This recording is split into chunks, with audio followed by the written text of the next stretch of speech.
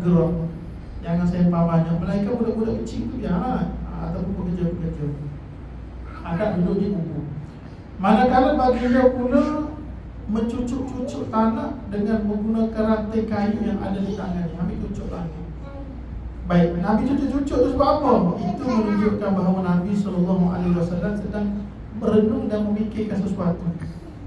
Boleh jadi nak susun ayat ataupun tunggu wahyu ke apa Allah Alam. Tapi Nabi tengah mikir, tengah merenung, tengah muhasabah. Setelah itu baginda SAW angkat kepala. Mana kita tengok duduk dia, lama duduk berenung, angkat kepala. Gitu keadaan Nabi SAW.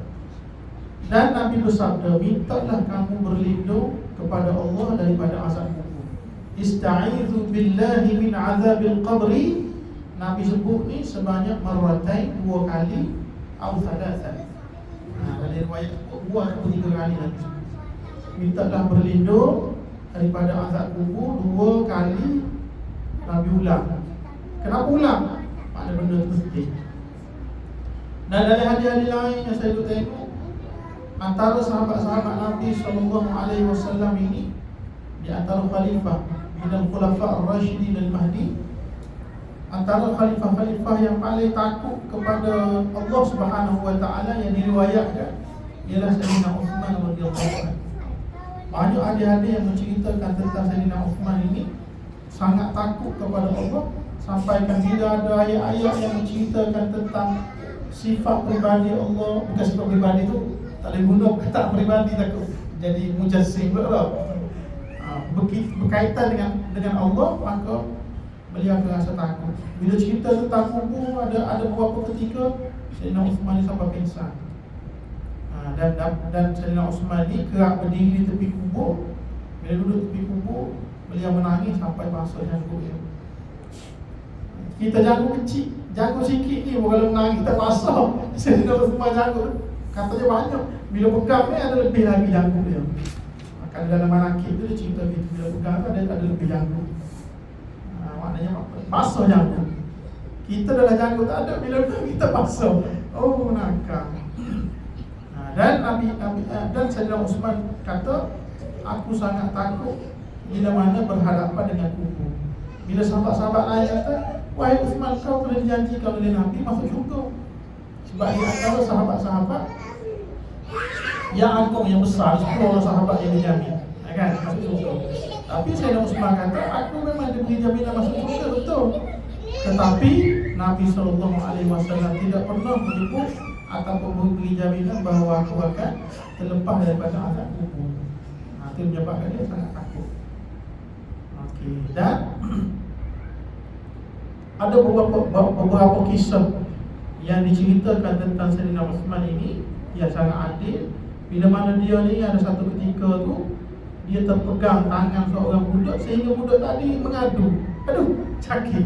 Tapi cakap Arab lah, saya cakap Kelantan.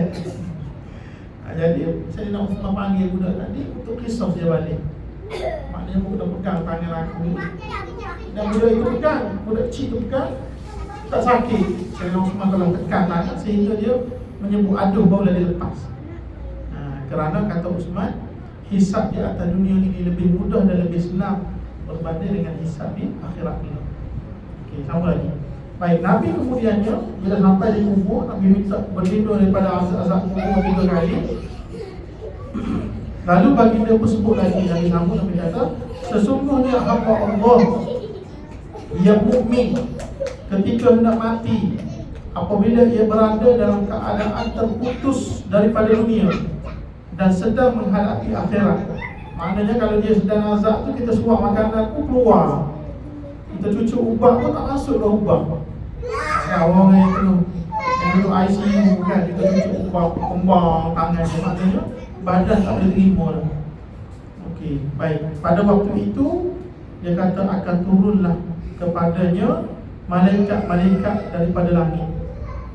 Malaikat-malaikat dari langit kita panggil pegawai-pegawai. Pegawai-pegawai pengiring. Mari daripada langit. Keadaan dia pun dia putih, bersih. Ini untuk orang-orang beriman. Malaikat itu akan datang dengan putih bersih. Putih bersih. Kalau kita panggil putih sepuh, orang Kelantan panggil putih sepuh, putih bersih.